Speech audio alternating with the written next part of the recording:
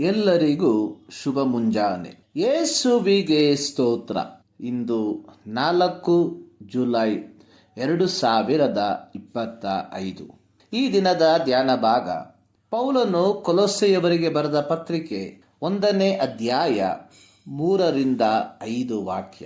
ಕ್ರಿಸ್ತ ಯೇಸುವಿನಲ್ಲಿ ನೀವು ಇಟ್ಟ ನಂಬಿಕೆಯ ವಿಷಯವಾಗಿಯೂ ದೇವಜನರ ಮೇಲಿರುವ ನಿಮ್ಮ ಪ್ರೀತಿಯ ವಿಷಯವಾಗಿಯೂ ನಾವು ಕೇಳಿ ಪರಲೋಕದಲ್ಲಿ ನಿಮಗೋಸ್ಕರ ಸಿದ್ಧವಾಗಿರುವ ಮಹಾಪದವಿಯನ್ನು ನೆನೆಸುತ್ತಾ ನಾವು ಪ್ರಾರ್ಥನೆ ಮಾಡುವಾಗೆಲ್ಲ ನಿಮ್ಮ ನಿಮಿತ್ತವಾಗಿ ನಮ್ಮ ಕರ್ತನಾದ ಯೇಸು ಕ್ರಿಸ್ತನ ತಂದೆಯಾಗಿರುವ ದೇವರಿಗೆ ಸ್ತೋತ್ರ ಮಾಡುತ್ತೇವೆ. ನೀವು ಆ ಪದವಿಯನ್ನು ಕುರಿತು ನಿಮ್ಮ ಬಳಿ ಬಂದಿರುವ ಸುವಾರ್ತೆಯ ಸತ್ಯವಾಕ್ಯದಿಂದ ಮೊದಲೇ ಕೇಳಿದ್ದೀರಿ. ದೇವರಿಗೆ ಕೃತಜ್ಞತೆಯ ಸ್ತೋತ್ರವನ್ನು ಸಲ್ಲಿಸುವಂಥದ್ದು ಪೌಲನ ಪ್ರಾರ್ಥನೆಗಳಲ್ಲಿ ಅಡಕವಾಗಿದ್ದ ಒಂದು ವಿಶೇಷ ಗುಣಲಕ್ಷಣವಾಗಿತ್ತು. ರೋಮಾಪತ್ರಿಕೆ 1ನೇ ಅಧ್ಯಾಯದ 8ನೇ ವಾಕ್ಯದಲ್ಲಿ ರೋಮಾಪುರದ ದೇವಜನರಿಗಾಗಿ ಮಾಡಿದ ಪ್ರಾರ್ಥನೆಯಲ್ಲಿ ಅಡಕವಾಗಿದ್ದ ಕೃತಜ್ಞತೆಯ ಸ್ತೋತ್ರ ಅನ್ನುವಂಥದ್ದು ನಿಮ್ಮ ನಂಬಿಕೆಯು ಲೋಕದಲ್ಲೆಲ್ಲ ಪ್ರಸಿದ್ಧಿಗೆ ಬಂದದ್ದರಿಂದ ನಿಮ್ಮೆಲ್ಲರ ವಿಷಯವಾಗಿ ಯೇಸು ಕ್ರಿಸ್ತನ ಮೂಲಕ ನನ್ನ ದೇವರಿಗೆ ಸ್ತೋತ್ರ ಮಾಡುತ್ತೇನೆ ಎಂದು ಬರೆದಿರುವಂಥದ್ದನ್ನು ನೋಡುತ್ತೇವೆ. ಅದೇ ರೀತಿ ಎಫೆಸ ಪತ್ರಿಕೆ 1ನೇ ಅಧ್ಯಾಯ 3ನೇ ವಾಕ್ಯದಲ್ಲಿ ಪೌಲನ ಪ್ರಾರ್ಥನೆಯಲ್ಲಿ ಸಲ್ಲಿಸಿದಂತಹ ಕೃತಜ್ಞತೆಯ ಸ್ತೋತ್ರ ಅನ್ನುವಂಥದ್ದು ಪರಲೋಕದಲ್ಲಿನ ಸಕಲ ಆತ್ಮೀಯ ವರಗಳನ್ನು ನಮಗೆ ಕ್ರಿಸ್ತ ಯೇಸುವಿನಲ್ಲಿ ಅನುಗ್ರಹಿಸಿದಕ್ಕಾಗಿ ನಮ್ಮ ಕರ್ತನಾದ ಯೇಸು ಕ್ರಿಸ್ತನ ದೇವರು ತಂದೆಯೂ ಆಗಿರುವಾತನಿಗೆ ಸ್ತೋತ್ರ ಎಂದು ಬರೆದಿರುವಂಥದ್ದನ್ನು ನೋಡುತ್ತೇವೆ. ಪೌಲನು ಥೆಸಲೋನಿಕ ಸಭೆಗೆ ಪತ್ರಿಕೆಯನ್ನು ಬರೆಯುವಾಗ ಥೆಸಲೋನಿಕ ಸಭೆಯ ದೇವಜನರಿಗೆ ಉತ್ತೇಜಿಸುವಂಥದ್ದು ಯಾವಾಗಲೂ ಸಂತೋಷಿಸಿರಿ, ಎಡಬಿಡದೆ ಪ್ರಾರ್ಥನೆ ಮಾಡಿರಿ, ಎಲ್ಲದರಲ್ಲಿಯೂ ಕೃತಜ್ಞತಾ ಸ್ತುತಿ ಮಾಡಿರಿ.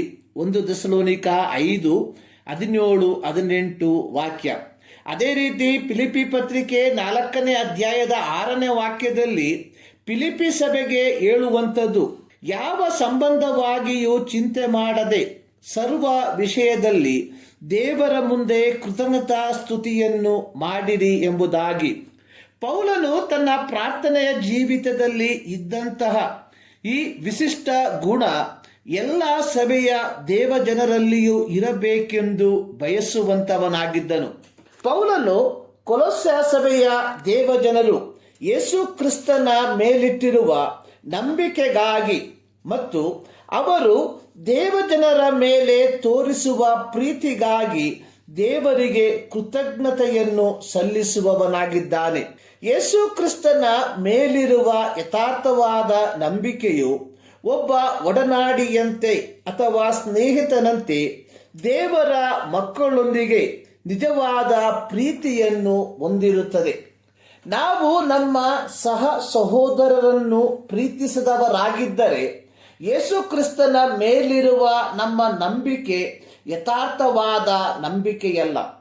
1 ಯೋಹಾನ 4ನೇ ಅಧ್ಯಾಯದ 20-21 ವಾಕ್ಯದಲ್ಲಿ ಯೋಹಾನನು ಬರೆದಿರುವಂಥದ್ದು ಒಬ್ಬನು ತಾನು ದೇವರನ್ನು ಪ್ರೀತಿಸುತ್ತೇನೆಂದು ಹೇಳಿ ತನ್ನ ಸಹೋದರನನ್ನು ದ್ವೇಷಿಸಿದರೆ ಅವನು ಸುಳ್ಳುಗಾರನಾಗಿದ್ದಾನೆ. ತಾನು ಕಂಡಿರುವ ತನ್ನ ಸಹೋದರನನ್ನ ಪ್ರೀತಿಸದವನು ತಾನು ಕಾಣದಿರುವ ದೇವರನ್ನು ಪ್ರೀತಿಸಲಾರನು. ದೇವರನ್ನು ಪ್ರೀತಿಸುವವನು ತನ್ನ ಸಹೋದರನನ್ನು ಪ್ರೀತಿಸಬೇಕೆಂಬ ಆಜ್ಞೆಯನ್ನು ನಾವು ಆತನಿಂದ ಹೊಂದಿದ್ದೇವೆ ಎಂಬುದಾಗಿ ಯೋಹಾನನು ಸ್ಪಷ್ಟವಾಗಿ ಬರೆದಿದ್ದಾನೆ. ಕೊಲೊಸೆ ಪಟ್ಟಣದ ಜನರು ಎಪಫ್ರನ ಮೂಲಕವಾಗಿ ಸುವಾರ್ತೆಯ ಸತ್ಯವಾಕ್ಯವನ್ನು ಕೇಳಿಸಿಕೊಂಡವರಾಗಿದ್ದರು. ಅವರು ಕೇಳಿಸಿಕೊಂಡಿದ್ದ ಸುವಾರ್ತೆಯಲ್ಲಿ ನಿತ್ಯತ್ವವು ಅಡಕವಾಗಿತ್ತು. ಕೊಲೊಸೆ ಪಟ್ಟಣದ ದೇವಜನರು ಸುವಾರ್ತೆಯ ಸತ್ಯವಾಕ್ಯವನ್ನು ಎಪಫ್ರನ ಮೂಲಕ ಕೇಳಿಸಿಕೊಂಡಾಗ ಅವರು ಯಥಾರ್ಥವಾದ ನಂಬಿಕೆಯನ್ನು ಕ್ರಿಸ್ತ ಯೇಸುವಿನಲ್ಲಿ ಇಟ್ಟದರ ಫಲವಾಗಿ ಅವರು ಪರಸ್ಪರ ನಿಜವಾದ ಪ್ರೀತಿಯನ್ನು ತೋರಿಸುವವರಾದ ಕಾರಣ ಯೋಹಾನ 14:3 ಯೇಸು ಹೇಳಿರುವಂತೆ, ನಾನಿರುವಲ್ಲಿ ನೀವು ಸಹ ಇರಬೇಕು ಎಂಬ ವಾಕ್ಯಾನುಸಾರವಾಗಿ ತಮಗೋಸ್ಕರ ಮಹಾ ಪದವಿಯನ್ನು ಸ್ಥಿರಪಡಿಸಿಕೊಂಡಿದ್ದರು. ಇದನ್ನು ಗ್ರಹಿಸಿದ ಪೌಲನು ಕೊಲೊಸ್ಸೆ ಸಭೆಯ ದೇವಜನರನ್ನು ನೆನೆಸಿ ದೇವರಿಗೆ ಕೃತಜ್ಞತಾ ಸ್ತೋತ್ರವನ್ನು ಸಲ್ಲಿಸುವವನಾಗಿದ್ದನು. ಪ್ರೀತಿಯ ದೇವಜನರೇ, ನಮ್ಮ ನಂಬಿಕೆ ಯಥಾರ್ಥವೋ, ನಮ್ಮ ಪ್ರೀತಿ ನಿರ್ಮಲವೋ, ನಾವು ನಿತ್ಯತ್ವವನ್ನು ಸ್ಥಿರಪಡಿಸಿಕೊಂಡವರಾಗಿ ಜೀವಿಸುವಂತವರಾಗಿದ್ದೇವ? ಈ ಮುಂಜಾನೆಯಲ್ಲಿ ನಮ್ಮನ್ನು ನಾವೇ ದೇವರ ವಾಕ್ಯದ ಮುಂಭಾಗದಲ್ಲಿ ಪರೀಕ್ಷೆ ಮಾಡಿಕೊಳ್ಳುವ. ಈ ಮುಂಜಾನೆಯಲ್ಲಿ ಸರ್ವಶಕ್ತನಾದ ದೇವರು ಈ ವಾಕ್ಯದ ಮೂಲಕ ನಿಮ್ಮೆಲ್ಲರನ್ನು ಧಾರಾಳವಾಗಿ ಆಶೀರ್ವದಿಸಲಿ.